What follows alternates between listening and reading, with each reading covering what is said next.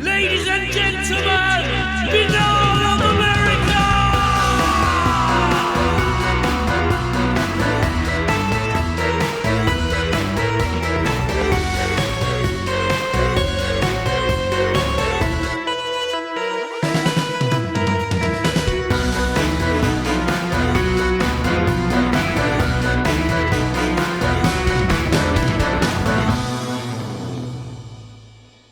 And now, ladies and gentlemen, your host, Tim Binnall. No commercials, no subscriptions, no network, no rules. And at the end of the day, my friends, no comparison. Welcome to another edition of BOA The Revival.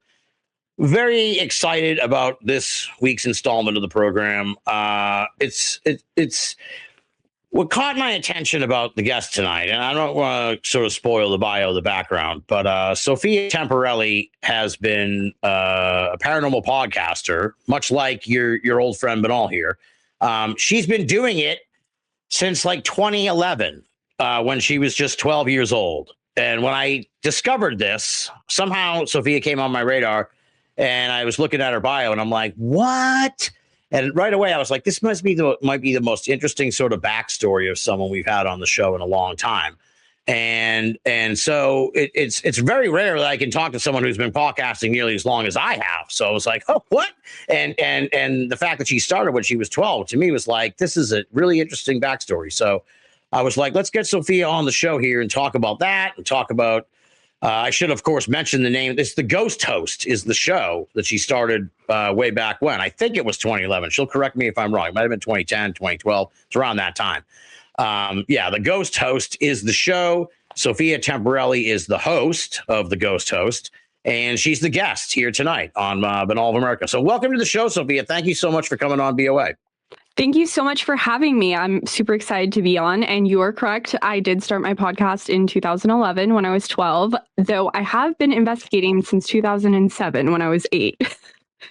Yeah. See, that's what I'm talking about here. So let's we start out with the bio, the background. It's like, in a big way, your background is kind of what we'll do tonight. But sort of tell me a little bit about this. We'll just start sort of at the beginning. So you started out, you say, in 2007 when you were 8 years old. Yeah. And how did this all begin? Yeah. So my parents, they're not like your typical parents. So I think I've always just had a bit more of an eccentric childhood. But when they were dating back in the 90s, they said that they would watch X-Files and Sightings. And for their 10-year wedding anniversary, what's the most romantic thing to do but go on a ghost hunt on the Queen Mary? So they were like, let's do something different. And when they were looking up the ghost tours, she had seen that the man leading the tours was the psychic from Sightings, Peter James. And she told my dad, and they're like, let's go on this tour for their wedding anniversary. And of course I said, why can't I go? Like, why can't I go? And my parents are like, okay. So they went without me, of course. And then Peter gave his email out to everyone after the tours, and they said, hey, our 8-year-old daughter really wants to go on this tour. Is it okay if we bring her? And he said, there's over 500 ghosts on this ship. All of them are my friends. Feel free to bring her along, and we'll have her call out to Jackie, the little ghost girl in the Queen Mary pool area. I went a month later after them in May of 2007, which was Peter's final tour aboard the Queen Mary. And yeah, I fell in love with investigating, and I've been in the paranormal ever since, though I do think I had some interactions with ghosts and experiences from before I can even remember, because I did live in a haunted house, but we didn't realize that until later. So I think it's kind of always been with me. And yeah, but just, I mean, one of my favorite movies when I was younger was like Sleepy Hollow, which is like really strange because like I don't watch horror movies really. Yeah. So yeah, strange toddler, I guess. Well, I think you're like, I'm sure I've talked to people who've been on the show who were kind of inspired by like TV shows and stuff. But I don't think I've ever had someone on who kind of started when they were 8 years old on investigations. You're certainly part of this new generation. So then you're like, I'm going to start a podcast. And again, it's like people kind of blows people's minds that I started like in 2005. And it's like you came along just 6 years later. We're talking about now 15 years ago, which is crazy. So how did that happen? You were just like, hey, I'm going to start a podcast? Yeah. So after the tour with Peter on the Queen Mary, on that final tour, my dad was asked by Peter to co-author his autobiography, Heaven Can You Hear Me? So we started going to events and stuff. When I was around 9 years old, the house that I grew up in, we realized was haunted. I started feeling like the walls, the ceiling, everything was covered with eyes. And it was a really traumatic experience. Even though I had been in the paranormal at this point, the ghost was not a good ghost. And I was essentially being stalked. And after we moved out when I was 11, I was like, I wonder if there's other people my age who are also going through this and having a similar experience. Didn't find them, but I was wanting to start a podcast so I could like kind of connect in that way. So I begged my parents, and they were telling me no, because I tried karate for like it was jujitsu. I tried it for a day. It didn't work out. Never tried sports. I'm also extremely accident prone, so that's probably a good thing. So my parents are like, no, but I'm extremely persistent. So Yeah. I just nagged my dad for a while, and because he had co-authored a book, the founder of liveparanormal.com, Rob Sarek, had been offering him a show, and he's like, no, I don't want to do it. I don't want to do questions and everything. And then I wore my parents down to the point that my dad wrote him and said, hey, look, I don't want a show, but my 12-year-old daughter does. Is it okay if she has one? And Rob said, yeah, sure. Bring her on and we'll do a show. And so that's how the show kind of came about when I was 12. And my parents didn't think that I would really stick with it. And then it's 15 years later. So we're all a little surprised. It's amazing. It's tremendous. I'm blown away. I mean, kudos to you. I know how hard it is. I really do. I know how hard it is to stick with it for all these years. I'm sure. I mean, you sound a lot more optimistic and positive than I am. I've gotten very cynical over these, but I'm sure you've seen it where it's like these shows come along and they fizzle out after like 6 months, or more or less. And it's like, I just keep chugging along. You just keep chugging along. It's just remarkable to see these things come up and then go down as you just keep going, across the ocean, if you will. Yeah, I feel like for me, more of the thing that's surprising to me is, so the platform that Live Paranormal had been using, Blog Talk Radio, fully shut down over a year ago. So I had to move to Spotify. So I'm no longer with Live Paranormal. And so that was a really great move. The format of the show changed, but in trying to archive some of the older shows, I was listening to it and I'm like, oh, this is so painful. I'm like, who listened to this? And I felt so bad for my guests. Like, my voice is so squeaky. I didn't know what to do. I remember my first show, my dad was like, I'm going to sit with you and I'll help you. Like, if you need help. I'm like, I don't need that. I don't even know why you're here. And he did have to talk. He did like co-host it with me up until the Spotify times because he was manning the switchboard and everything. Yeah. But like, my first guest was Alexandra Holzer, Dr. Hans Holzer's daughter. And because my dad was going to a lot of events that we all were as a family with Peter's book, we had met so many great people in the field who were coming on my show. And so these are like really amazing people in the field that we were meeting at conventions as like featured people talking to me. And I'm listening to me and I'm like, why? Like, why? No, it's awesome. I think... I guess kind of when I saw your bio, it's kind of what I appreciated too, because it's like you talk to so many people over these years, and it's like you have a tremendous amount of institutional knowledge. I'm sure you've talked to all kinds of legends, people that, as I often describe, the people that have been on Binnall of America, up and comers that wind up becoming big time people. Random people that vanish that you're like, who was that all? What was that all about? Just the sheer number. I'm sure you can kind of identify this. All you're talking about moving.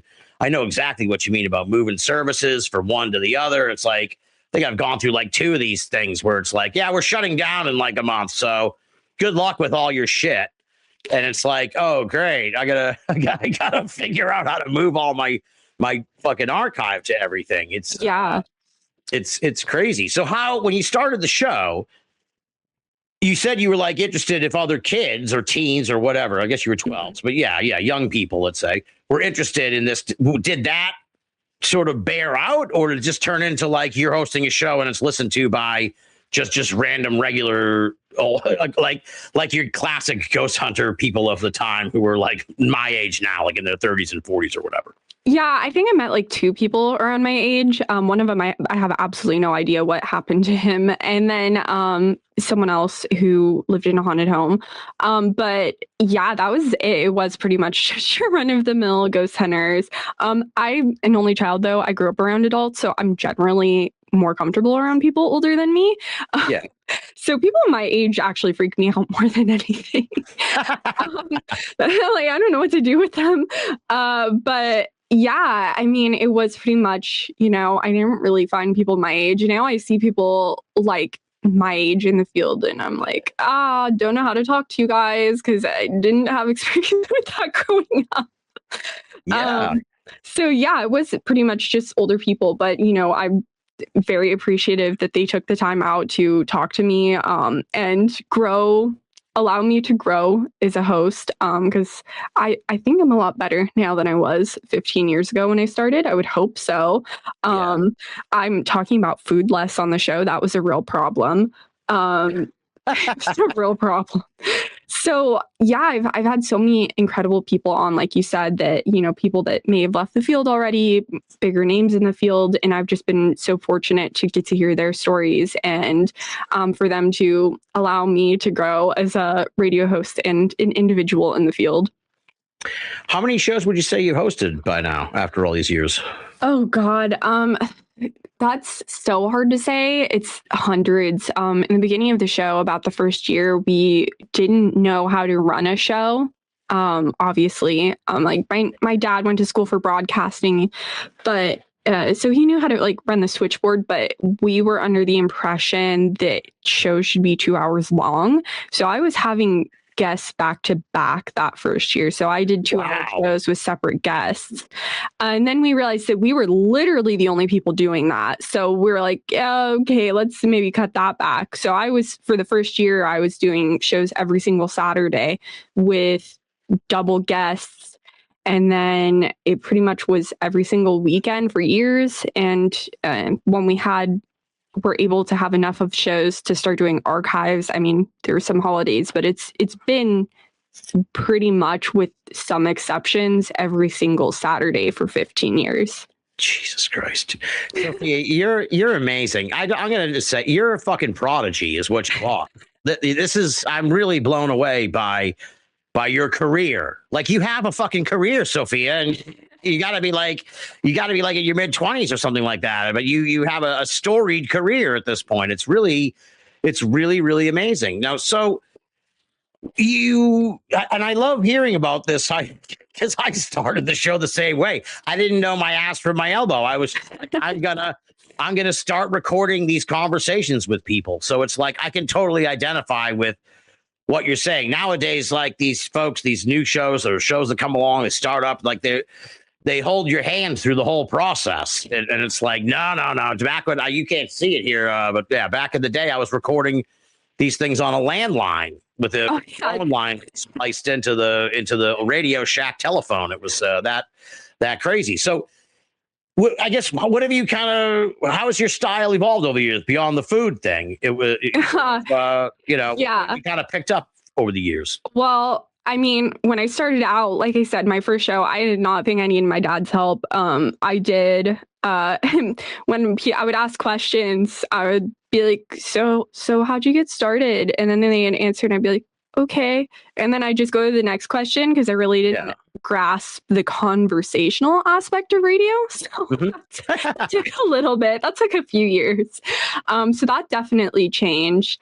And then interviewing for so long, I mean, I don't really have to read questions as I did as a 12-year-old. But also back in the day, when you were talking about landlines, I mean, up until like last year, I was doing it off of a cell phone. So I would have like AirPods was like the newer thing. So audio quality, huge thing that has changed since Yes. Spotify. I have an actual Yes, microphone now, so that's different. But we would, in the beginning, go to events, and I would do interviews live at events. So I'd walk around with like a cell phone, which is interesting, especially when you're 12 and people are taller than you. Your arm gets a bit fatigued after a while. Oh my God, that was a little painful sometimes. So that was a change. 1 year, this was only a few months into the show, actually. So I started in June of 2011. In October of 2011, my dad had connected with Denise Gossett, the founder of Shriekfest Horror and Sci-Fi Film Festival. And so I was doing, when you're talking about guests, I had done, we recorded some of the interviews, which I think had been corrupted. So I don't even know some of them are there, but we did a live show there, and I was interviewing people with a cell phone, and it was literally nonstop line of people for 2 hours. Oh boy. Yeah. Only 3 months into the show, I went to the Horror and Sci-Fi Film Festival, and it was literally 2 hours of standing and interviewing people. And we tried plugging a microphone into the phone port.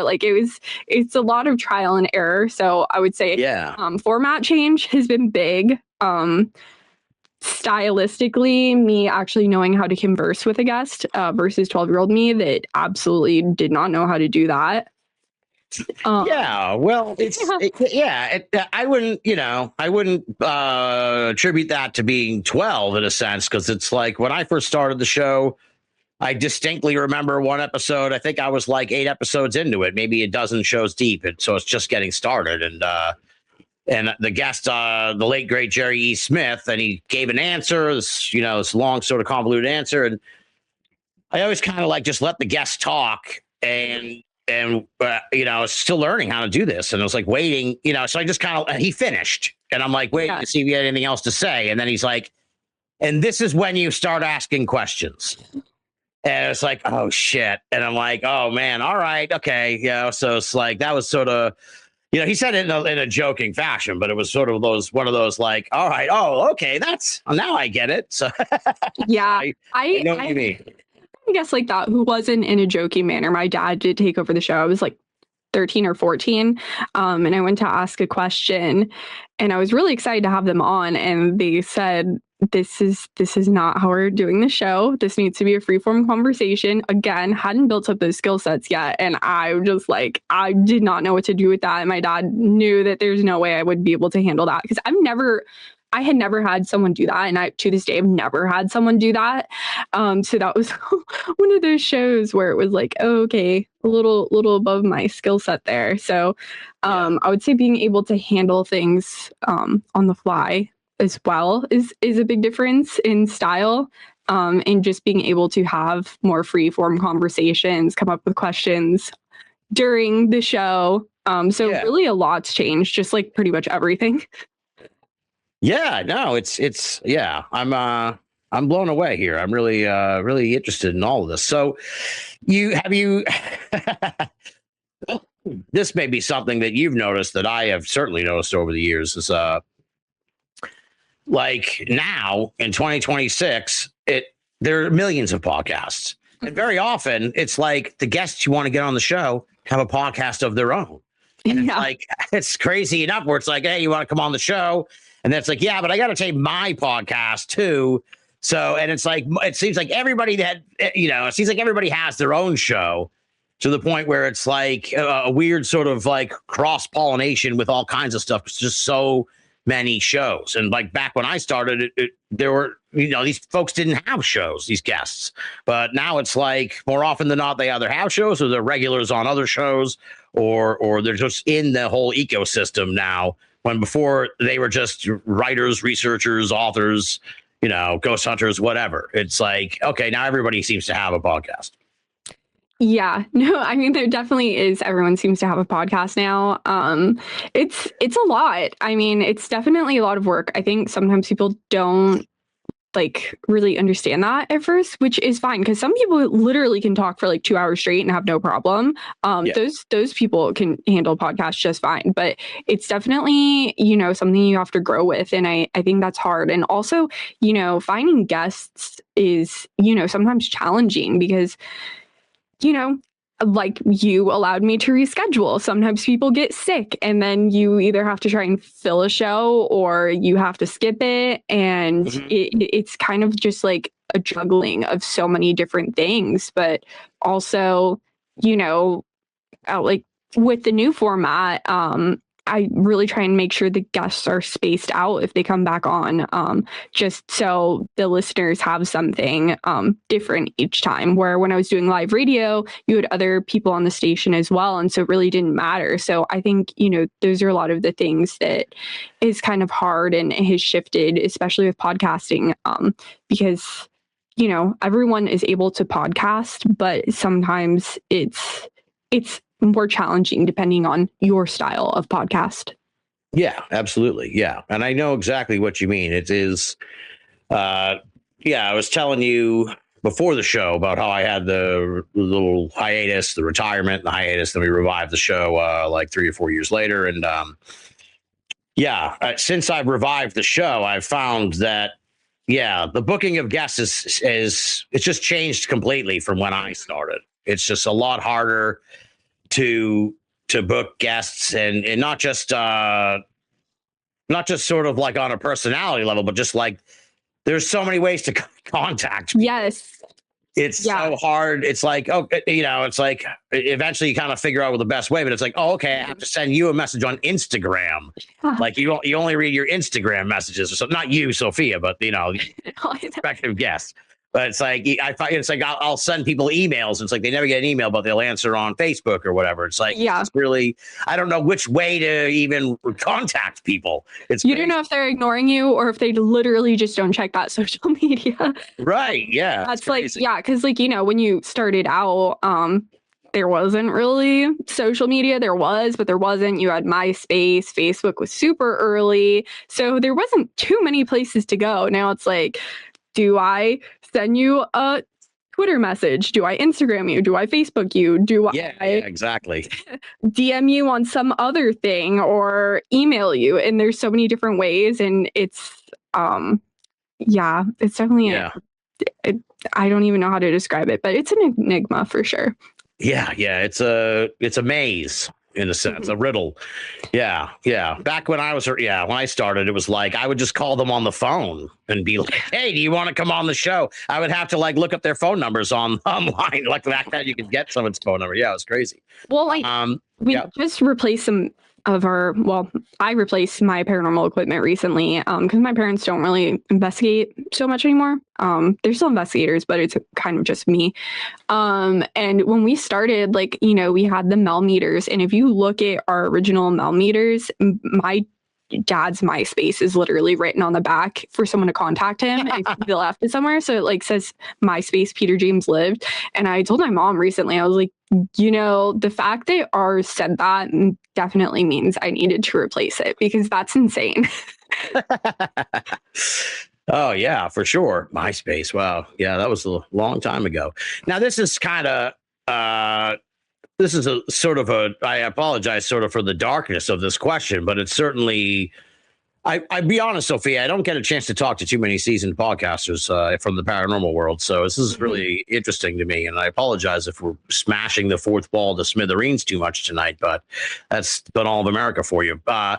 Over the years, I have lost so many guests. So many guests have passed away over the years. Have you experienced this as well? That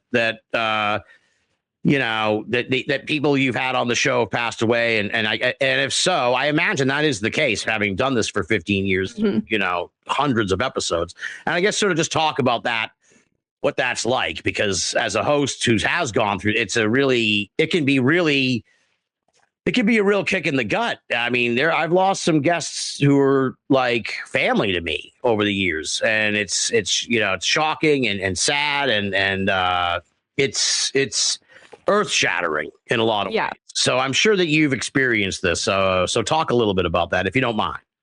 Yeah, I mean, I've definitely experienced that. Like you said, when you're talking about people being more like family, as I was saying earlier in the show, a lot of my early guests were people that we had met at paranormal conferences and conventions.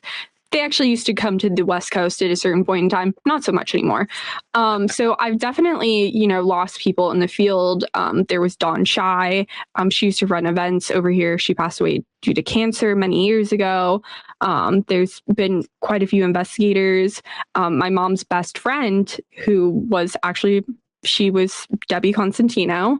If people aren't familiar with her, her episodes don't appear anymore, but she would be the EVP specialist on Ghost Adventures and come help them out when they would get EVPs. And we had met her at an event, and my mom was literally best friends with her. And she would come on my show. She was always extremely kind. And of course, if people don't know, she was murdered by her husband, whom we also knew. And that one was definitely the hardest, just because, the circumstance. you don't Imagine. expect something like that. Like, I remember the day that I found out about it and the day it happened, my mom had literally texted her that day and hadn't gotten a response. And of course, you find out why there was no response. Yeah. Wow. Jeez, that's powerful. Yeah, I was 16, so it was just something hard to go through. And then, not a guest, but when I was going through archive shows, I had found shows where my aunt had called in well, I think we were on a road trip and I probably shoved the phone in her face. I don't know. But, you have those where, you hear her voice, and she passed away a few years ago from cancer. Yeah. So it's one of those things where you kind of have that archive of memories of people that you don't hear from anymore. And it's hard, but also nice to know that a little piece of them is saved somewhere. Yeah, absolutely. Yeah. It's tough. It's those are tough moments for sure. Now so what do you're talking about, sort of the format change? What is the format change of the show that you've mentioned this a few times? So what changed? Yeah, so it used to be live. So when I said I shoved the phone in my aunt's face, I probably literally did that because it was live every Saturday. So there was no editing. If I literally had a guest once like sleep through the entirety of the show. So it was literally my dad and I just talking for 30 minutes, waiting to see if they were going to show up. So it was live. Completely live. The audio quality was horrendous looking back. It was literally awful. It was so bad. And you don't know how bad it is till you hear the difference. So now the show's recorded. You can actually edit stuff out now if I say something stupid. So that's a relief. Wish that had happened sooner. So you have that. Pre-record allows, like, if you have a special guest that can't make it on Saturdays, because we do still record on Saturdays, just because I like the schedule better. So I'm like, let's just record it a week in advance. So we kept the show time, just has like a week lag now. Better audio quality. And you can edit stuff, which is a lot nicer. My dad's not on the show anymore, so he's very happy about that. How long has this new style been going on? I think we moved over in like late November of 2024, so it's just past about a year. Oh, all right, nice. Wow. So you were really doing it old school style. Yeah. Even I switched over, and people used to give me grief because I was too old school. So this is fellow traveler. So you're growing up, you're 12 years old, you start the show. Like, now your parents are obviously really super cool, clearly, but like, what were your friends? What was sort of the reaction around you growing up as a kid who's like a paranormal, in the paranormal field as a 12-year-old, 13-year-old growing up, you're a teenager, you're in high school. Like, what was that like? Yeah, so I went to Catholic school. So they thought I was weird, but they thought I was weird outside of the paranormal too. So that wasn't too much of a change. I just didn't really care. And what was odd is the kids who thought I was weird for the paranormal in elementary school, I went to high school with them, and then I lived super close to Queen Mary. So for art class, we had taken a field trip to see the Art Deco stuff on the Queen Mary. And there was a scavenger hunt. And one of the girls I went to elementary school with was like, we want Sophia on our team. And we did not win the scavenger hunt because, like, yes, I know a lot about the Queen Mary, but I don't know when, like, this, like, really specific, obscure stuff about, like, the bell or something, the horn, like, I don't know that. Yeah. And so we basically did an impromptu ghost hunt. So the girl who thought I was weird in elementary school literally wanted me to do an impromptu ghost hunt. I was like, oh, whatever. So it's definitely been a change, but I think that's not just with, I think it's more just with the acceptance of the paranormal. You know, like, when we started, there was ghost hunters, ghost adventures came shortly after that. There was not, like, tons of paranormal TV. Like, there was not stuff in media. And then so many more shows came afterwards. And then you have YouTube and TikTok and all of that. And so I think it became more widely accepted and something that people didn't think was as taboo and weird. But yeah, I mean, I took a couple of kids ghost hunting when I was in elementary school. But it wasn't like a big deal. When I got to high school, I had started a paranormal club because my teacher, what had happened was my best friend in high school, we were messing with my teacher, my biology teacher, and we were like, let's start an annoying teacher's name club. And she's like, no, let's not do that. She's like, I'll let you start a paranormal club. And I was like, sure, whatever. And then I realized that it was during lunch, so that A, didn't allow me to eat, B, I didn't know what to do because we were the biggest club day one. There was like 50 kids. And I'm like, wait, what do I do with them? So that didn't work out well, but that's kind of the consensus I've heard from anyone who started a paranormal club in school, is that it never really ends well. Yeah, because, like, there's nothing you can do. Like, what, like a cryptid of the week? Like, there's not really much you could do. So that was interesting. But, like, in high school, it really was, like, more accepted. I think there was one kid that did not want the club to go through on the basis of religion, but he, of course, got out vetoed. But there was a lot of kids really interested. So just the difference from the ages of, like, 9 to, like, probably 15, it was just a big shift in that 5-6 years of really acceptance of people that are younger. And I think that that's kind of shown even today. Yeah, for sure. Yeah. Seems like the last, the aughts, the 2010s. Actually, no, the 2010s, excuse me. Yeah, the 2010s. That's last decade kind of move this up a little bit more into the acceptance level in the public, which is great with TV shows and everything like that. Yeah, and like my friends in high school, they were into it. So, and I just didn't really care if my friends weren't, like, as long as they're not telling me like I'm crazy or something, then I just, like, I don't care. It's, like, not my problem. Right.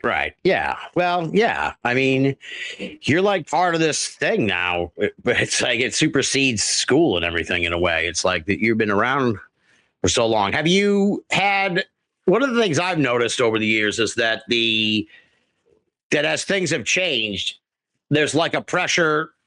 Like, I don't know. I'll be quite honest, Sophia. I haven't dug super deep into how widespread your show is and everything. So but the point I'm trying to make is, like, many years people were like, you got to get the thing on YouTube. You got to put it on YouTube. And it's like, oh, all right, fine. So finally we started putting the shows on YouTube, just to have it on there and not to even, like, build a channel or anything. And believe me, it's not, it's not growing by much as it is. But so there's a pressure to, like, but there's also, like, you got to be on Instagram. You got to have TikTok. You got to do this and that. And you got to do little snippets and fucking little bites and shit and little videos and all this. And it's like, I have mad respect because you're kind of like me, that you just stuck with the podcasting. Like, that's the bread and butter. That's what people want. That's what I'm good at. And that's what I've been doing. And that's, that's the brand, is the podcast. And it seems like you stuck with that too. And haven't sort of felt the compulsion to, like, pivot to being a TikTok star or something like that. Oh my God, no. Look, I'm Gen Z, but I'm not very good at it. I hate Instagram. I hate it so much. Like, if I didn't have a radio show, I'd delete it. I haven't been on it in probably over a year. I just don't like taking pictures. I don't think it's fun. I don't enjoy it at all. And like TikTok, like I live on the West Coast. Being able to go investigate is not frequent because it's expensive. So trying to create content like that would I would literally probably have to sell an organ. I'd rather keep them. And so like yeah, I just like don't I'm not great at that stuff. I'm not like location wise in a place where I could like just go like meet someone with like a haunted barn. Like there's no barns around here.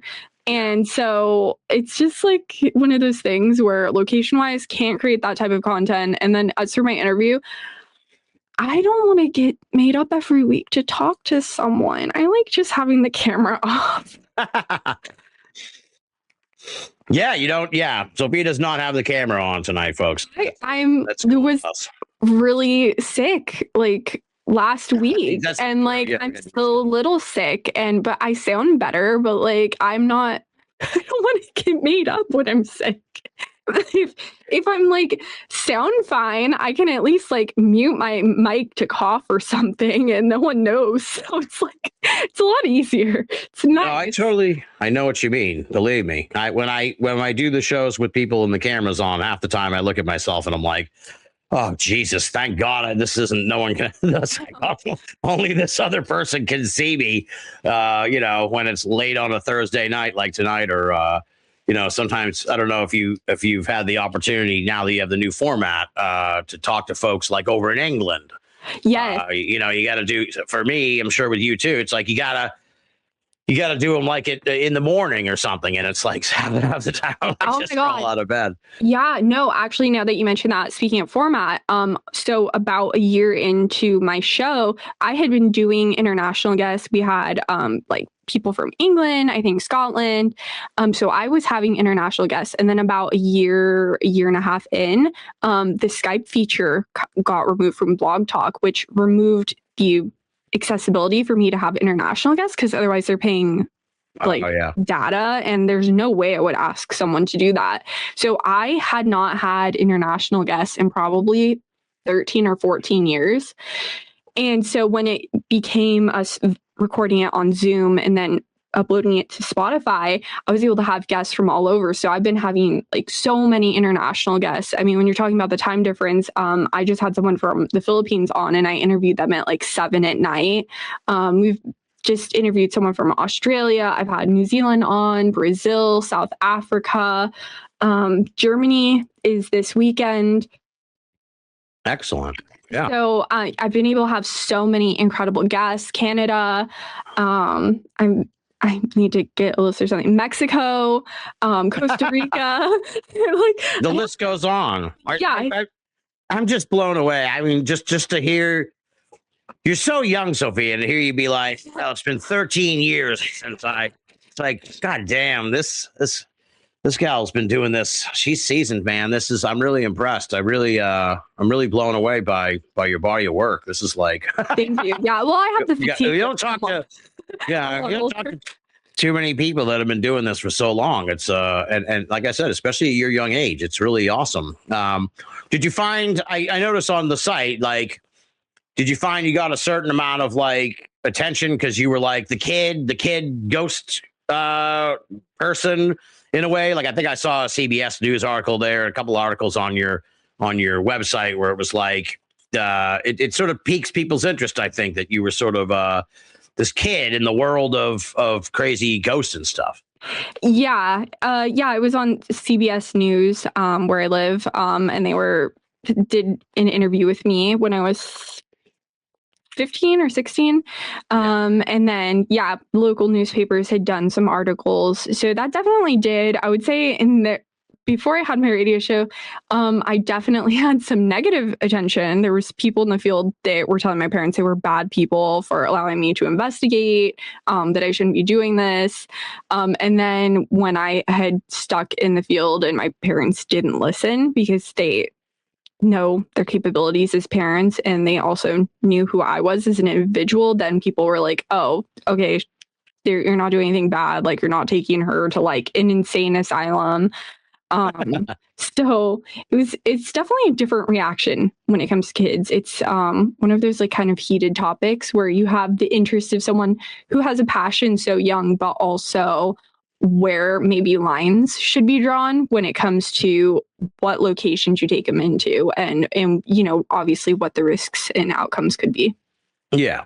Now, when I got started in all this, you know, I had a lot of sort of like preconceived notions about what all this is, because I mean, you're the ghost host. I mean, on this show we've done everything: UFOs, Bigfoot, the whole 9 yards, right?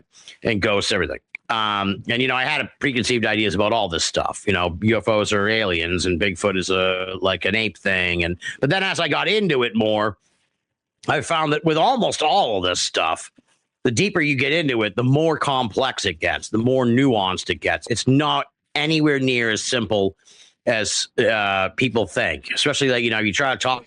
I found after all these years, you try to talk to someone who's not into this, and it's like, oh, they don't get it. They don't speak the language at all or anything. You know, they don't quite understand the nuance of the paranormal and how really richly complex it is.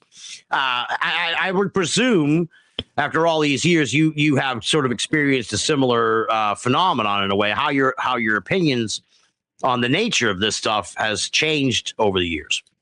Yeah, definitely it has. I actually came up with my theory on the afterlife in 8th grade religion class.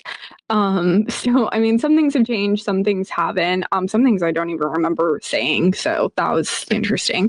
I don't. I'm just like, oh, like, I don't even remember saying that.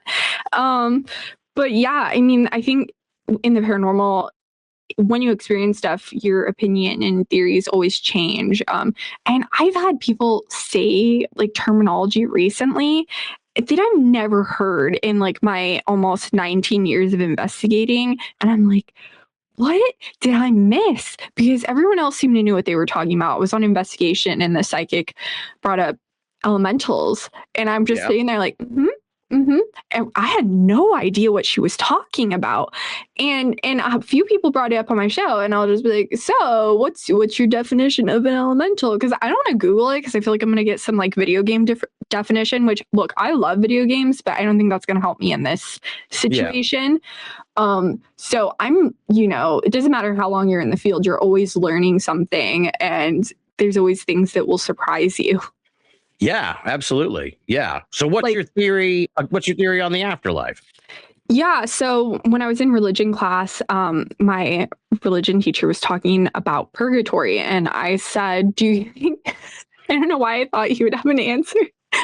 I said, do you think that ghosts could be in purgatory? And he basically told me he didn't know, because I don't know. I think he thought I was like crazy. Not really, but like a little bit.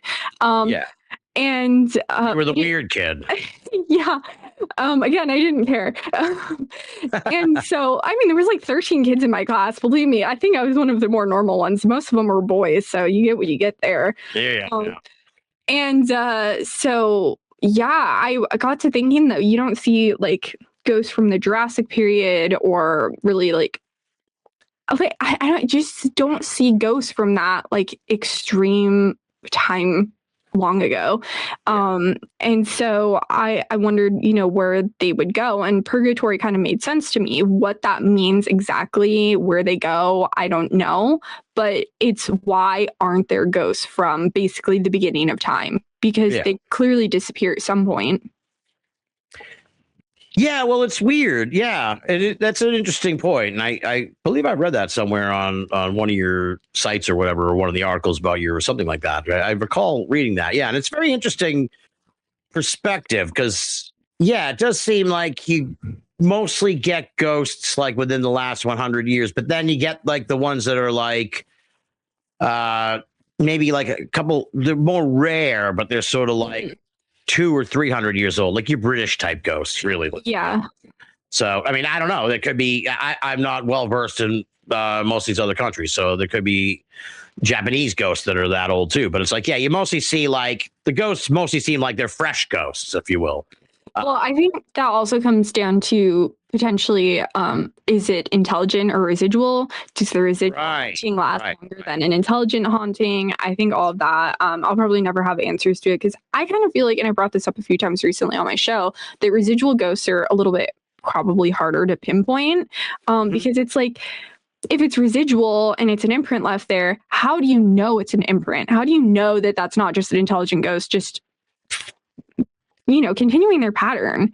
If it's like an imprint in time, would that mean that it's happening at the same time? What circumstances are causing this? And so for me, I kind of feel like that would be one of the harder ones to prove, because how do you prove that it is repetitious and not just a ghost, opening a door like they did every day? Like, hey, I went to work, I came back, I don't know where they're going. Yeah, it's interesting. You'd have to, I don't even know. It would have to know like the specific behavior of this pattern, and then have a camera on it, like 24/7 for years or something. I don't know. And even then, it's like, who knows? Just the camera might disrupt the whole flow of it. It might be like this energy, whatever it is, cannot be like observed somehow. Once it's being observed, it messes with the energy somehow, if that makes sense. Well, I feel like they do that anyways, because they just don't. They want us to seem crazy, probably. Because I feel like half the time when you're investigating, stuff always happens when you're not recording. Yeah, for sure. They're like, gotcha, and we're like, oh, cool. Yeah, it's when you least expect it, or when you're not paying attention, and that seems to be always when things like that happen. Not that I've done a tremendous amount of ghost hunting, and we'll get into sort of your stuff too. But I totally agree with you in the sense that the most of the ghosts seem like fresh, like they're like more recent, and they're waiting to kind of make the transition over. And there's some kind of like timetable, but we don't necessarily know what it is. But it's like some timetable where, it might even be like eventually where just everybody from that person's time is gone. Yeah. If that makes any sense. You know what I mean? Like if I died, I'd hang around as a ghost till like everybody I know died, until I'm like hanging on, just watching like the last few celebrities from my youth that are now like 80, and then they die, and I'd be like, there's nothing left here for me to watch. Yeah. So I'm gonna go join the party in the afterlife because there's nothing left here. This is a whole new generation of Earth. But if you think about it, like people like Gladys Kravitz from Bewitched, I don't think she'd move on. I think she would definitely be too interested in being nosy to ever move on. Yeah, for sure. Well, that raises the whole idea, of like the possibility if you can like pop in and pop out kind of thing. Yeah. Abner's coming and yanking her back. Yeah, exactly. It's an interesting, the afterlife, man. Yeah, it's really puzzling. I don't know what to make of it. I often think I think you're kind of like given a few different options when you get there. I think you can like stick around up there. You can come back as someone else. You can come back as a ghost. You can go back in time and look at shit if you want, and just kind of hang around and answer questions about like what happened at Roswell, or who shot JFK or something. You're like, oh, I'm going to go there tomorrow and see what what really happened. That's kind of my hope, because I'd be in heaven, no pun intended. I'd love it. So, but who knows? It's an interesting question. I talked about this recently, or a few years ago, with guest Josh Kutcher. It's like that is really the ultimate question of what happens. I mean, it's the one thing that everybody shares. That we're all gonna experience this one way or the other. It's a universal mystery for everybody. Yeah, it definitely is. And like you said, we'll never know until we get there. So it's just one of those lingering questions, but you don't want to find out too soon. No. It's when you're called. That's how it works, right? So I hope. I don't know. My phone never rings. No one wants to call me. You got to put it on silent. It's on silent. No one wants to call me. My best friend will call me and be like, "Oh, my husband's calling." She's married to my cousin, so I understand the pain. Your best friend's married to your cousin? Yeah, I met her through him. I said that's a really unfortunate way to get a best friend, but I guess. Well, life has a funny way of working out. Yeah. So how often do you go on these investigations? You've been doing this you said you've been investigating for 19 years. So you must have gone on countless of these investigations by now, right? Yeah, the place I investigated the most was the Queen Mary. I haven't been there in a while. It closed during COVID and then reopened. It's just really expensive to get on now. My last investigation I did was in Lenox, Massachusetts in January of last year. Like I said, don't do too much investigating because it's just expensive to travel to investigate, expensive to travel to also investigate here. So either way, it's expensive. But that was a lot of fun. I investigated Edith Wharton's house, the author of The Age of Innocence, Ethan Frome. So that was an incredible experience. It was such a beautiful house, the Mount. And so I mean, I don't go as much as some people do, but it's always an adventure when you go. And I got new equipment after like 17 years of investigating, like as if that's not overdue.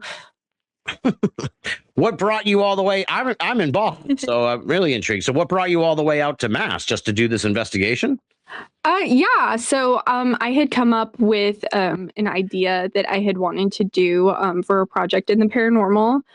So we went out there and we filmed and we investigated at the Mount. It was supposed to be a secret, like no one would know besides the people that worked on it, except the location told the local newspaper. So there's an article about it, and that's why you're hearing about it today. Wow. So that was interesting. But it was fun. We had a psychic, April Bousset, my co-investigator, Drew Babineau, the Haunted Raven, and our historian, Robert Oakes, who runs tours at Ventfort Hall that's in Lenox too. He does Arrowhead, which is Nathaniel Hawthorne's house. So he does a lot of really great events in Massachusetts. April's from New Jersey and Drew's also from Massachusetts. So I was the only one that actually had to travel really far. Yeah, you flew all the way out here. That's amazing. Did you get a chance to go to Salem while you were here in Mass? No, we were only there for 4 days. So it was a quick trip, but I had never been to Massachusetts at all. It was my first time seeing snowfall, which was really beautiful.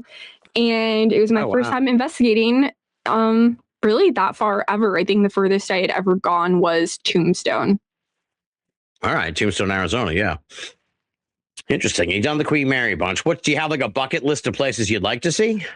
Yeah, I mean, I used to be Island of the Dolls in Mexico. I saw it on Destination Truth, and I was like, that looks so cool and creepy. I really want to go there. Then I saw it on Ghost Adventures, and I saw the spiders, and I decided I never want to step foot on there ever. I hate spiders. So it's still Poveglia Island. Now, I know there's probably spiders there, but I just don't want to talk about it. I didn't see them, so I don't want to talk about them. They don't exist if I don't see them. So Poveglia Island's one of them, and there's so many incredible places over here. I would definitely love to get back to the East Coast. I have a few locations over there I would really love to investigate. But they're my special little locations. So I'm like, no, I can't bring them up until I go. Okay, so you keep them secret. I like that. All right, so it's not like there's a Waverly Sanitarium and things like that. I would love to go there. No, those are so cool too. It's just as I've gotten older, like really into the history a lot, and I think that that's super cool. Getting to learn about the people, like at Edith Wharton's house, I mean, yes, it's a beautiful stately mansion, but really finding out about her and her life and the extraordinary things she's done really was important to me. And so when I was younger, it was like, what's a creepy, cool place? Which I still feel that way. I want to go to locations that I don't see every single day living in the California suburbs. Except for old Hollywood. I love old films and stuff, so I would love to go like the Roosevelt Hotel and stuff. I have such a fascination, but so many of those buildings have been torn down and are long gone, which is devastating to me. But yeah, it's, to me, has become so much more about than just the location. It's the people themselves and getting to hear their life, I think, is so interesting and fascinating. Yeah, yeah. I think that like when you, yeah, I think there's a certain, I think the ghosts appreciate it at least. You know, Mhm. do you get much? Have you had much activity during these ghost hunts? Anything particularly stand out that was like, wow, that's amazing? Yeah, no, for sure. I mean, if you're talking about like Edith Wharton's house, we got Just in some. general. Well, yeah, but like her house, we got some responses from her husband, Teddy Wharton. And he specifically wanted to talk to me. I'm not really sure why. But that was really great communication through the dead bell we got. It was incredible. I mean, so cool. I've never gotten responses like that. What's a dead bell? So a dead bell, it works kind of like any EMF device that picks up electromagnetic energy. It's basically kind of like an old fashioned like bellhop bell, and it's sitting on a box. And when something goes near it, it rings. And so it's just this really cool device where you can, up the sensitivity, and we were communicating through bell taps, and it was so responsive and it was incredible, and it was really cool to just get those responses in real time. This wasn't on an investigation, but I was at the Glen Tavern Inn for a paranormal event, and like I said, I love old movies and film. So at the Glen Tavern Inn, for some reason, they have old movie posters along the hallways. I genuinely could not even begin to tell you why. But I wanted to look at them. So I was on the first floor where the lobby is. They have hotel rooms to the right side. So I was walking down there with my mom, and I was looking at the old movie posters. And the further down the hallway I went, my throat was getting tighter and tighter and tighter. And I was like, I don't want to know what's going to happen when I reach the end of the hallway. So I told my mom what was happening. And I said, I'm done. I don't want to look at posters anymore. And she was like, let's go ask what happened here. And I'm like, let's not, because I wasn't investigating. I just wanted to be normal. So she went over to the front desk person, who was Brandon Alvis, who has a show called Haunted Discoveries. And she said, what happened down that hallway? And he said, the prior caretaker hung himself 5 years prior on the floor above. And we're like, okay, Wow. that's great. So I was picking up on that. So that was pretty weird. Communication. Don't know why I got that. Yeah, that goes beyond communication. That's really weird because I wasn't even doing anything. when the bell thing was happening. I guess what's that like? I mean, because I feel like I'd be creeped out that there's something seemingly communicating with me, but I would also kind of be thrilled. But I mean, I've never had that happen. So, like, what were you feeling in that moment? Yeah, I mean, living in a haunted house, if a spirit's not being creepy to me, hold on. Sorry. If a ghost's not being creepy to me, I'm like fine. Like I don't care. It's not a big deal. I probably don't have normal reactions. I don't know if it's like a California thing or just a me thing, but like I'll laugh because I just think it's crazy. Like, dude, that's so crazy. That's weird. It doesn't creep me out at all. It's more like exciting and cool. It's like, whoa, that's crazy that happened. So it's a unique experience because I think other people, it kind of freaks them out because they don't expect it. But for me, I'm just like, well, that's really weird. That's pretty cool. So it's more just exciting. I wasn't really feeling anything strange. Like, oddly enough, like, so I'm not psychic, I'm sensitive. I can like feel if something's there.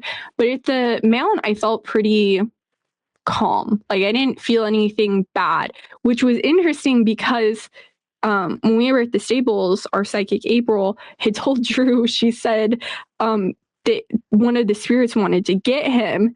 And I feel bad for Drew, but I was literally thinking in that moment, well, it's not me.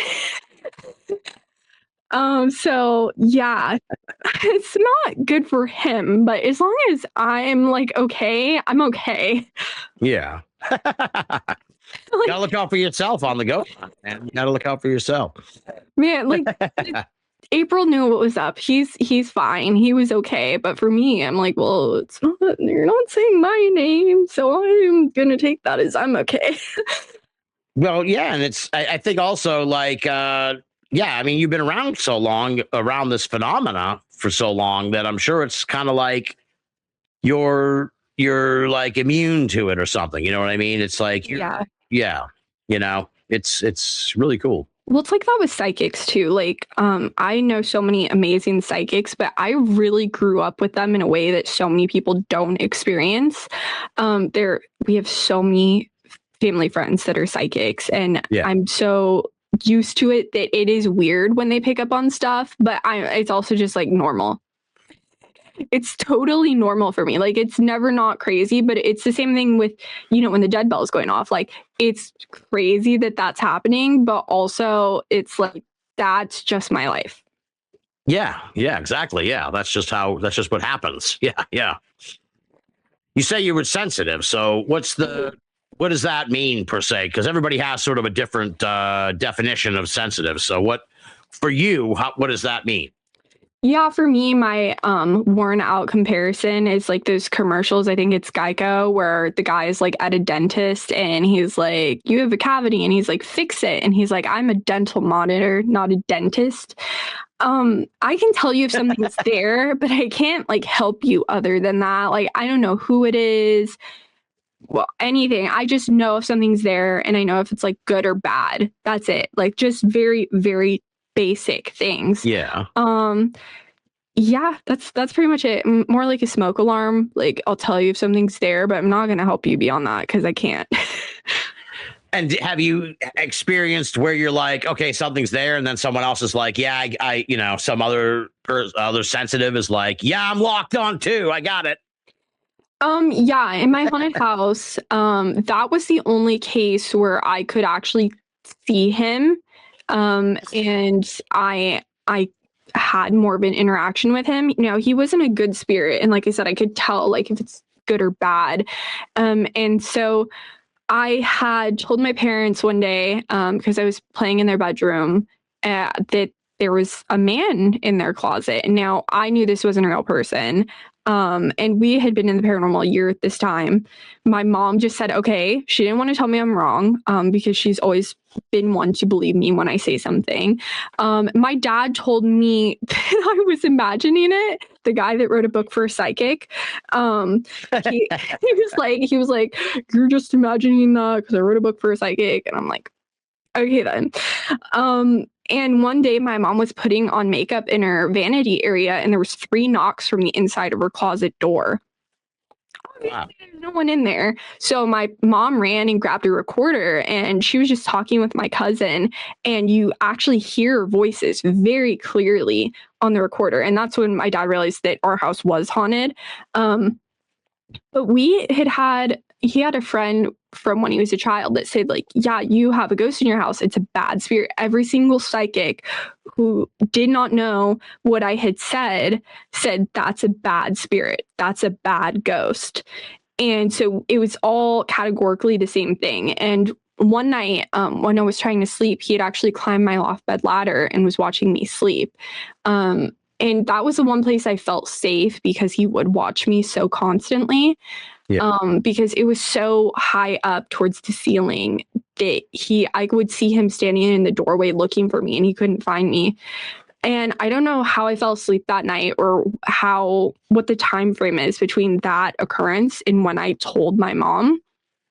But we had a psychic friend from Florida named Psychic Rod, and he was going to do he had his own radio show and he was going to film at the Queen Mary, and then that fell through and he was like, hey, can I do a live stream at your house? My parents are like, sure. So he and another psychic were there and I was trying to tell my mom what happened? And she was like, not now, sweetie, we have guests over. So I apparently had told her friend, who was not in the paranormal at all, told her what happened. And her friend's like, you need to listen to what Sophia's saying right now. So I told my mom, so only my mom and her friend knew at this point that he had climbed my loft bed ladder. That's it. No one else knew. No one was around. And then one of the psychics walks past my room and goes, there's a man on that loft bed ladder.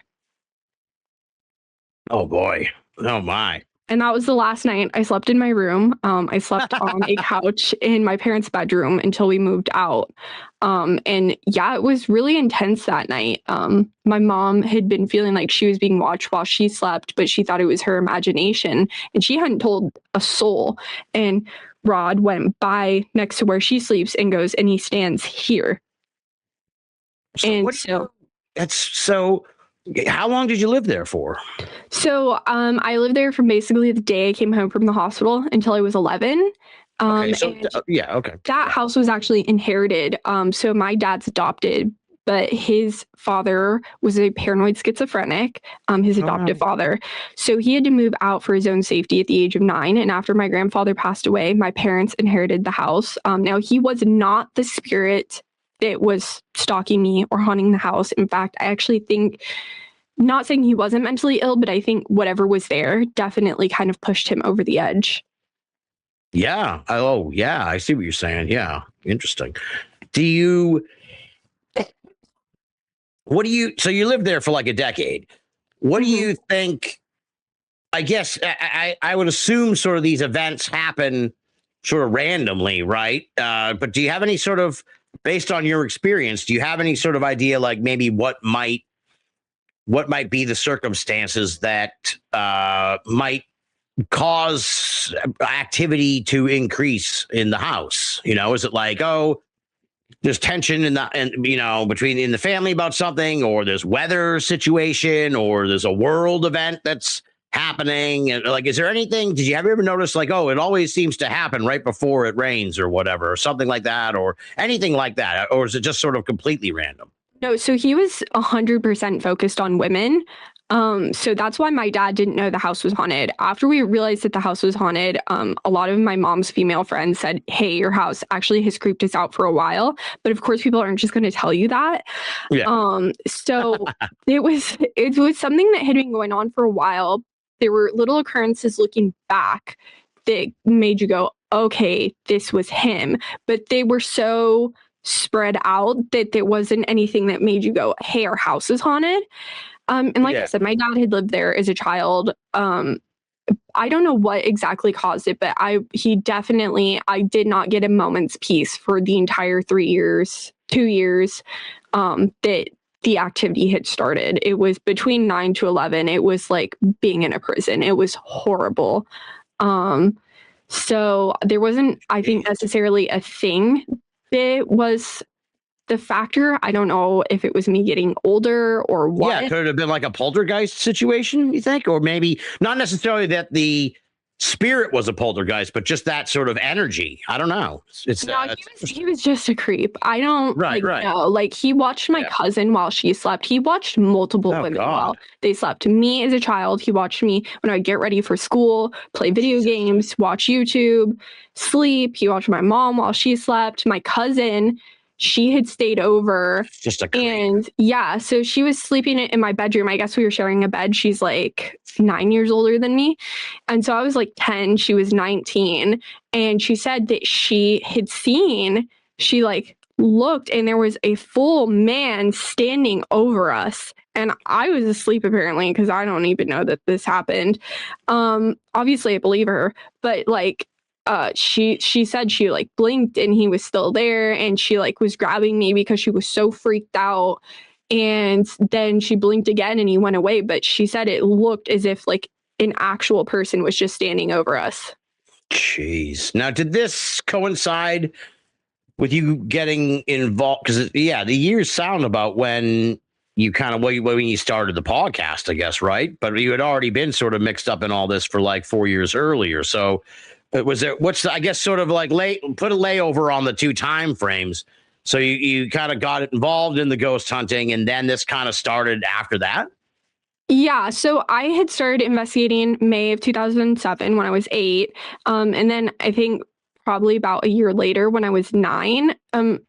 Honestly, the timeline of that, and I honestly think it's the trauma, is a bit fuzzy. Like, I know the things Yeah. that happened, but at what period in time they happened, I couldn't tell you. And I honestly have an extraordinarily good memory, but that stuff just doesn't, I can't tell you timetables. I just know Yeah. that it happened from between when I was 9 and then when I moved out when I was 11. And then after we moved out, that's when I started pestering my dad for like 6 months. And then I got the show Right. in June of 2011. Now, while all this was going on, did you or your family ever consider, were you ever like, look, we got to bring someone in to, get to exorcise this ghost? We had multiple people. So my grandfather, who was a paranoid schizophrenic, he actually used to guard the Pope in Vatican City, Italy. Oh, wow. So he was very Catholic. So when my parents got the house, they actually had a priest bless it. Just straight off the bat. Interesting. Okay. That obviously didn't help. And when we started having activity, we had a paranormal team come out. They investigated, they saged. They said that they got rid of the ghost. They did not. Then they blamed me, actually. They said that I must have brought it back because I was trying to talk to it. Let me tell you, I did not want to talk to it. We had people telling me that I needed to go and tell it to leave me alone. I'm a scared 9-year-old girl, and this is a grown man, whether he's dead or alive. I am not talking to him like that. Oh my God. So we had people come out that they blamed me for it still being there. It was not my fault that he was there.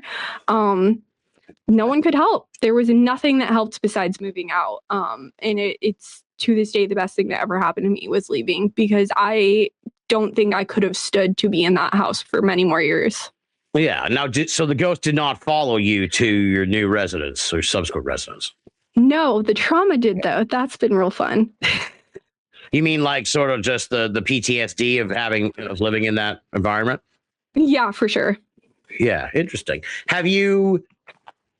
And that sucks, of course. I mean, yeah, I wouldn't. Yeah, I mean, I don't. Yeah, the whole nature of this ghost is making me uncomfortable. I know. Have you ever contacted the people who live there now, or did you tell them before you left? I mean, I don't know if I necessarily would tell them till yeah, till the paperwork was signed, but is there any activity since? Left after extenuating circumstances. This was during 2010. When I was 11. So that was actually the housing market collapse and we lost our home.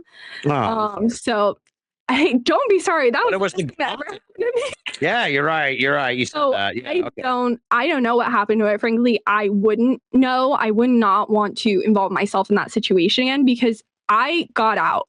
He did not follow me, and I'm too worried that if I ever interacted in that manner again, that I might not be so lucky. Just driving by the house for a few years would send me into a bit of a panic because I was so scared of it. And yeah, also the neighborhood I lived in, there were a lot of same-sex couples. And since it was focused on women, if 2 men had lived there or a man by himself, I honestly can tell you, I don't think he would have had an experience. Well, there you go. Yeah. All right. Yeah, like my dad didn't have any experiences in the house. The only thing that happened was one night. So he's like an 80s drummer, so he has long hair. So my mom told him to go lay on my loft bed. And so he went up there and he had his back turned towards the ladder and he felt someone watching him. And so he threw his arm over the side of the loft bed and he said he felt like he stuck his hand into a bucket of ice water, which for people who don't know, when you're around a ghost, there's a drop in temperature significantly. Yeah. So he started yelling at it. And at the same time, my mom was holding me in their room and she said she felt like something had come up through the mattress, like her whole body from the neck down was buzzing. And when she would walk through the ghost, she said it would feel like the sensation when your arm fell asleep. Oh, wow. Yikes. Jeez. Yeah. Yeah. So it's good you got out of there. Yeah. I know what you mean. Yeah. You don't even want to like go there. No. 'Cause then, yeah. Then the ghost is like, oh, she's talking about me. What's, Yeah, I'm like, yeah. it's like Let's check in on each other. Yeah. Yeah. Jeez. real person and you're being stalked. Do you want to go see him again? No. Exactly. Exactly. Well, that's a remarkable story. Jeez. That would really creep me out. When I saw you had lived in an actively haunted house, I didn't think it was like, I thought it was more sort of like goofy, sort of, lighthearted, ghostly thing where it's like, oh, he'd open the cupboards and shit and turn off the lights. So Yeah, I got a real fun one. yeah, you got a real experience. Well, it's remarkable in a way that you stuck with it. And because I don't know, I mean, I feel like maybe I'd be like, you know what, I'm done with all this ghost shit. Like, I don't want anything to do with it. I'm done. Thanks a lot, creep ghost. But you've kind of plunged headlong into it and have stuck with it ever since. Well, the trauma's already there, so if I left tomorrow, it's still gonna be there. Like I'm being like genuine. Like I'm already traumatized. Like if I left, how can you go about living like a totally normal life when you already have had those experiences? You kind of can't. Also, I just like creepy stuff, so know. I have a Chihuahua. That's about as creepy as you can get. What's that? I have a Chihuahua. That's about as creepy as you can get. A Chihuahua. Don't they give a Chihuahua to everybody in California? Don't you all have to have that? Yeah, it comes with the nose jobs. I have had one. I'm not messing with people that have nose jobs. I've had one, okay? No, I know. As soon as I made that joke, I'm like, I probably somehow offended somebody with that joke. I couldn't help myself. Very good. Joke. I've had the nose job. I got kicked in the face at a Burger King, so I kind of needed one. Jesus. I don't know if I want to. I have a feeling that has nothing to do with the paranormal. No, it doesn't. But it's just one of those like fun little lures to drop. There you go. Kicked in the face at a Burger King. Yeah, but that list that on your. That was prior to the ghost hunting too, so Oh, so when you were like a little kid? Yeah, I was like 3. Oh wow! Oh, yeah. Wow, okay. I thought it was like day 1, I guess. A rumble over a Whopper or something. It was just like a random kid. Oh God. Yeah.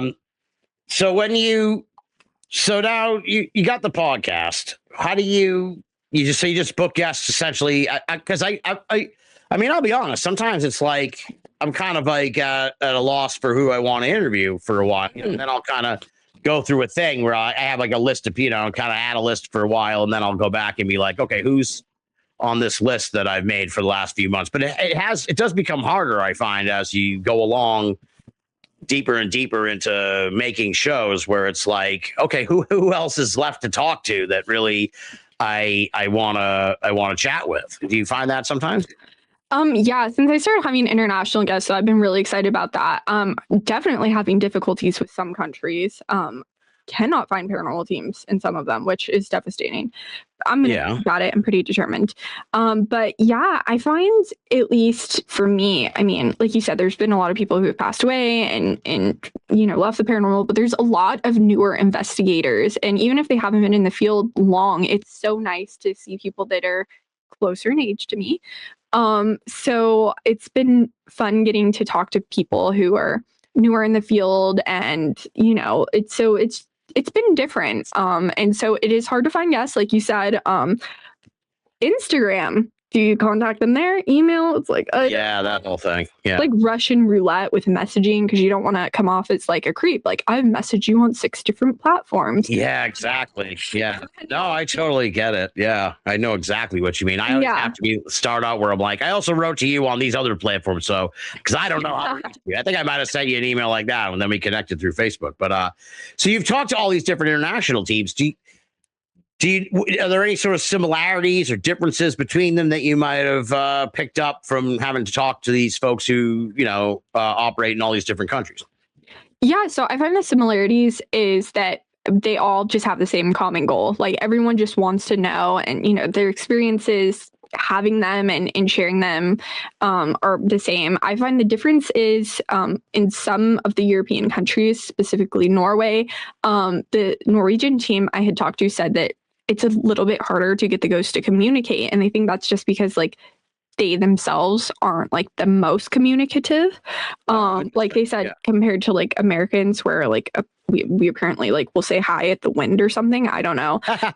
So I think it's just a difference in the spirits that you're contacting with and connecting. But the goal and the backstory and they're really just like wanting to share what you've captured and share different ideas is the same. Yeah. Well, I find it interesting too is some of these countries, you mentioned the Philippines and like down in Mexico, they have sort of cultural ghosts that are they're almost can like they're like ghosts, but they can also sort of they have like a tentacle in the creature realm or the supernatural realm. You know, it's like a folkloric creature type stuff. I find these other countries have these types of entities, if you will. Where here in America, we just got people.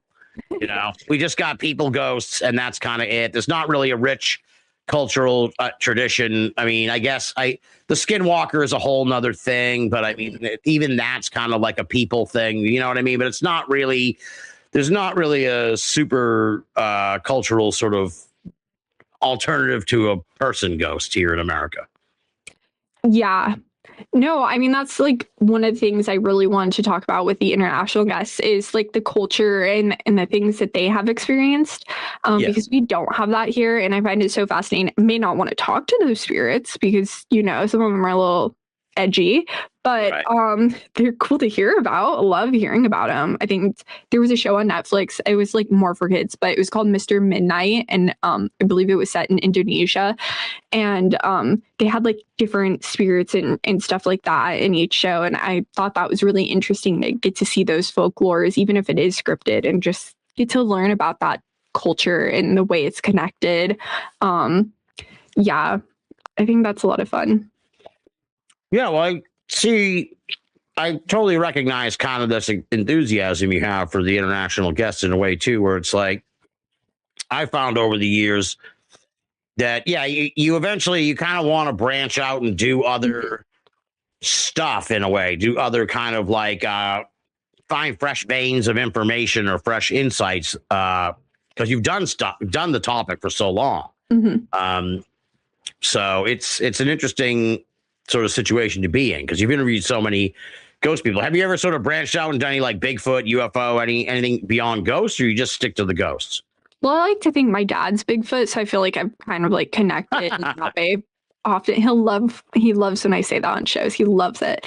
I just saw that they have like an off-Broadway musical called Bigfoot the Musical. I sent it to him. Yeah, I heard about that. I said it to him and I said, when were you going to tell us that you did this? I haven't had any experiences like that. I'm not opposed to it. It's just like not necessarily like my area of interest. Because like I would trip in the woods. Like Bigfoot would just stare at me and be like, I'm not dealing with this. And honestly respect that like a lot because do you want to deal with an accident prone, like kind of gawky person in their 20s? Probably not. So yeah, I'm probably better in like a place where I can see what I'm walking. Right. But I mean also like guests and stuff of that nature. Do you stick with just ghost guests or you do like because there are a lot of there are people there are people that think like Loch Ness Monster's a ghost. So it's there could be interesting avenues there. Yeah, no, I do interview guests from all types of backgrounds. I'm actually having on Nash Hoover from Chasing Legends in March.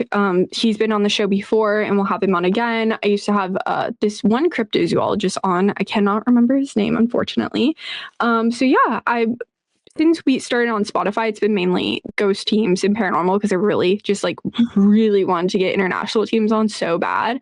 Yeah. But yeah, I'm definitely will have anyone who has a paranormal background in the show. We've had on, this isn't cryptids, but I had on a tarot card reader. Oh, wow. Yeah. I would love to get an astrologist. Well, I've had an astrologist on. So just, different forms of spirituality and the paranormal when it comes to stuff like that, like divination things and Yeah. Yeah, because they're kind of close up next to each other in a way, the ghosts and the paranormal, psychic kind of elements, I think. Yeah, it's just most of the people I know do ghost stuff. So it's like I have to kind of search for the like cryptozoology people. But yeah, anyone who has an interest in the paranormal, obviously love to talk to them and get to hear their stories. Yeah, for sure. Now, you mentioned, you did the thing in home. That's like a part of a larger project. Is that something that's still cooking or what? Yeah, it's still being worked on. Those things take time. But it was such an incredible experience. And I'm so thankful that I got to go out as far as Massachusetts and investigate, which is really fun. It's surprising how far you can get across the state in like 2 hours. Yeah, for sure. Drive 2 hours, you're still in California. Depends which way you're driving, though, technically. Yeah, no, I see what you're saying, but yeah, it always amazes me that California takes up that nearly the whole coast. Yeah. And like the length of California, if you did that on the other side, you probably cover like a dozen states or something at least. Yeah. It's really crazy. Now, I've had this conversation with folks. I hate to break it to you, Sophia. You're kind of like an old head now. You've been around for a long time. You're seasoned. So I feel a kinship with you here. I've had this conversation with similar folks who've been in this for over a decade, over 15 years. You're closing in on 20 years of investigating. Like, how do you keep the fire burning inside? Because I mean, I've gone through periods where it's like, I can barely, muster interest in this, and then, but it comes back when like I said earlier, you find a new vein of interest. I've talked to so many people from so many walks of life over the years, and this became a whole thing on the show. It's like, I was like, you know what? I kind of want to understand the flat earthers. So I committed to like interviewing flat earthers and going to their conventions and shit. I'm not a flat earther by any stretch of the imagination, but I'm like, who are these people and what makes them tick? So, I found, and now I'm kind of mixed up in other similar pursuits where I'm trying to understand and talk to people from different, I've talked to a lot of DB Cooper researchers and sort of get to sort of satisfy my addiction for weird as I become more and more sort of, the hits don't hit as hard when it's UFOs and Bigfoot and stuff like that. But so how do you, having done this for so long, specifically really focused on the ghosts, how do you keep the fire burning inside to keep going? Well, I think for me, although it's a huge part of my life, like I've done my show every week for 15 years, it's not like the entirety of my life. Like I don't honestly spend that much time outside on it, although it's like what I do and everything. Like if I'm talking with friends, I'm probably not talking about the paranormal. Okay. I play video games a lot, so I mean, I'm usually not just like obsessively researching it. When I was working on my project, I did, but it was so interesting to me learning about the people's lives that it wasn't even just so much about the paranormal, it was about them. And so I think for me, when it comes to the paranormal, a big thing that like kind of really reignited me was having that interest in who these people were instead of just location in the hauntings. Right. Which has been huge. And then for my show, it's been getting to hear people from all facets of the world. That's been so amazing to me. I love it. I think it's just wonderful.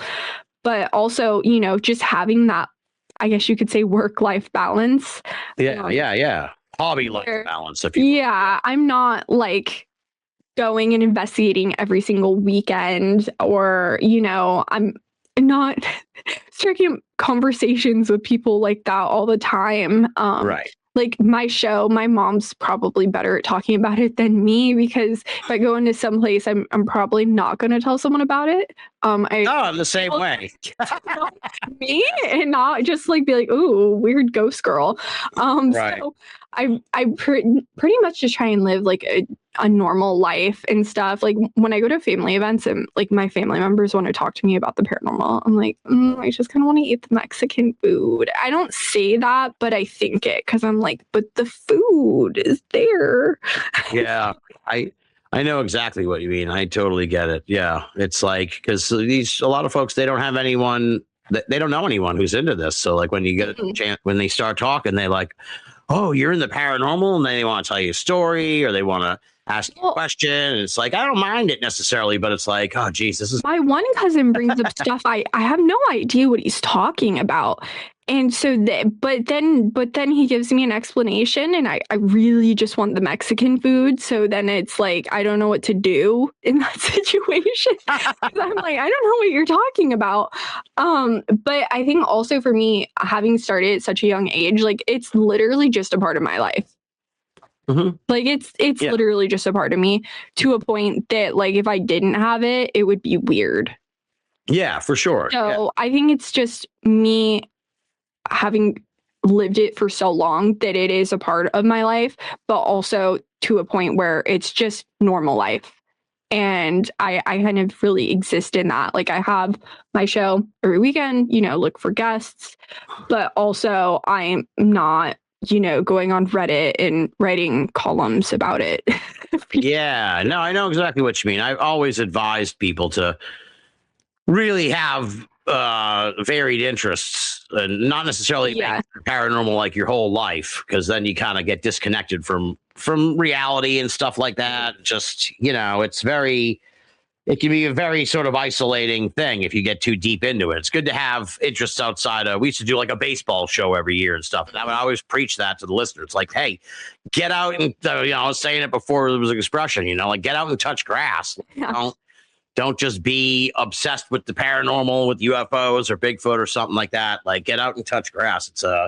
It's great that you have that perspective as well. Like I love reality TV, so like if I'm watching TV shows, it's probably going to be 90 Day Fiance. It's not going to be like a paranormal show. So. Right? Yeah, I know what you mean. Yeah. Often, you talk to people who are kind of just fans or whatever of the paranormal, and they're like, "Oh, do you watch?"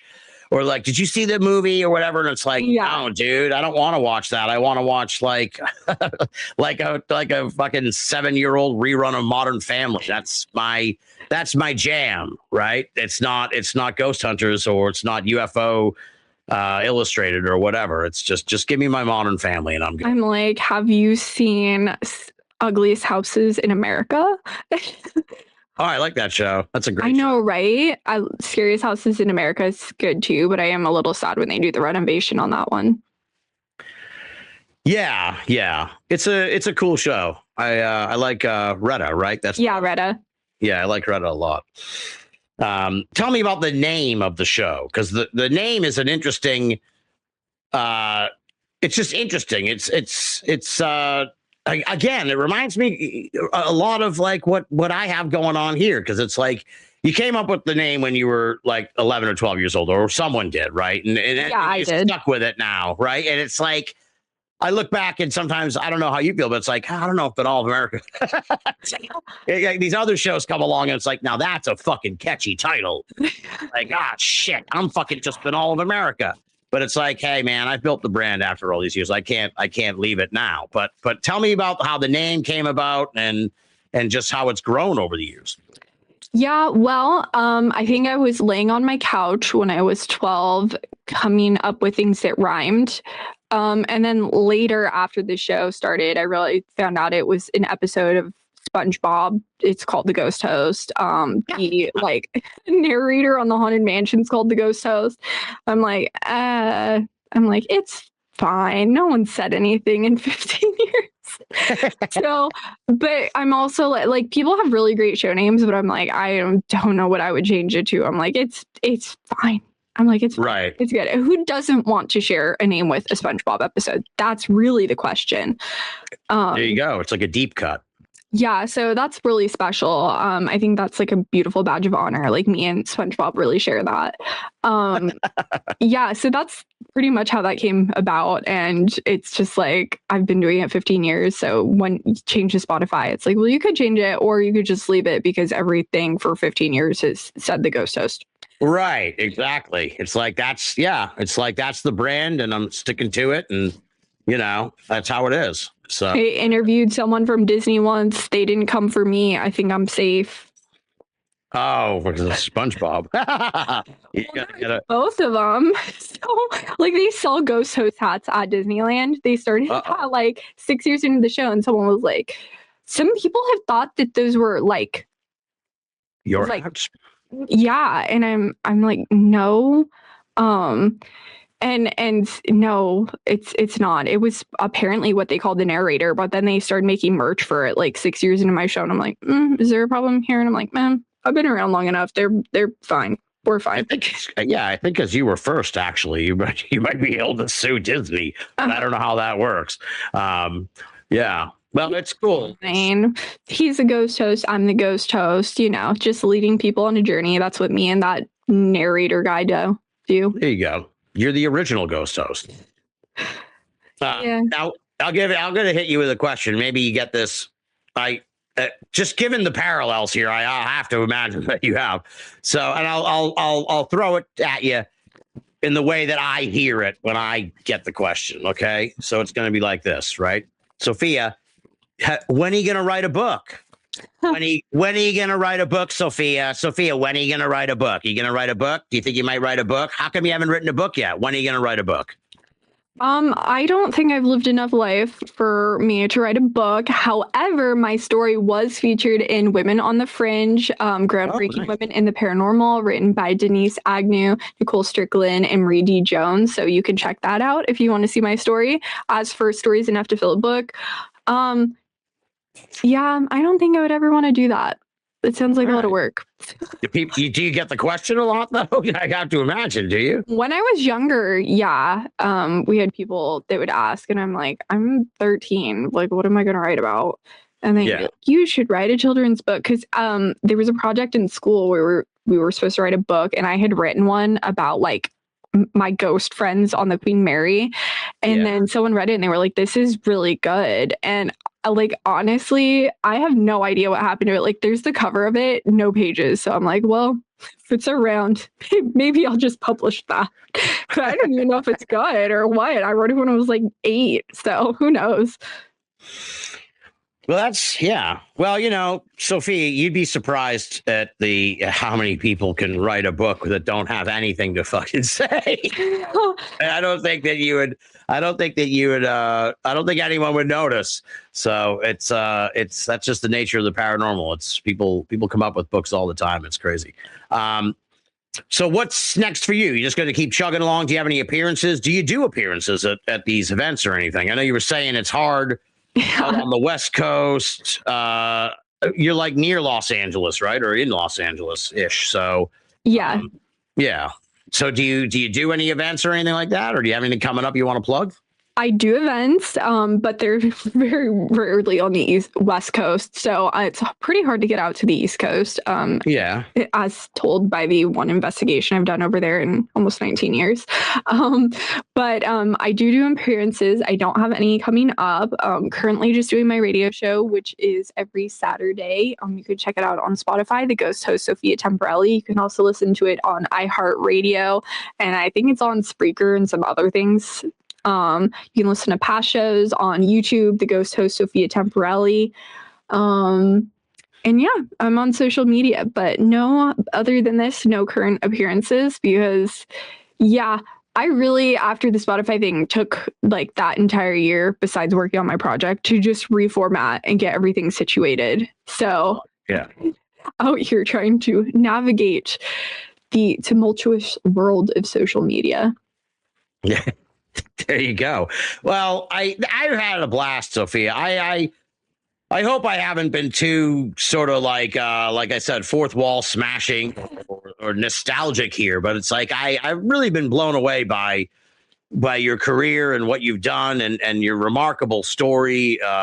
It's really awesome. And as I said, I like to throw around paranormal podcasting pioneer because I've been around for a long time. It's a total ego thing. It's I'm a clown, but I would definitely say that you are a paranormal podcasting prodigy. I mean, you started out 12 years old and you've been doing this for 15 years now. It's it's amazing. It really is amazing. You should be, you should really be so proud of what you've done. It's tremendous. I would, like I said, we've been doing this for 20 years. We took all the time off. I would imagine you've probably done more shows than I have. And that's, and I've done like 500 plus. It's astounding. What you've done. And I'm really blown away. And I think you're going to be a force to be reckoned with in this field for a long, long time. Like I said, paranormal it's easy for me to say, paranormal podcasting prodigy, Sophia. I'm telling you, I'm really blown away. So it's been a lot of fun chatting with you tonight. And I hope we can keep the conversation going somewhere down the line. Yeah, for sure. Thank you so much for having me on today. It's been great getting to speak with you.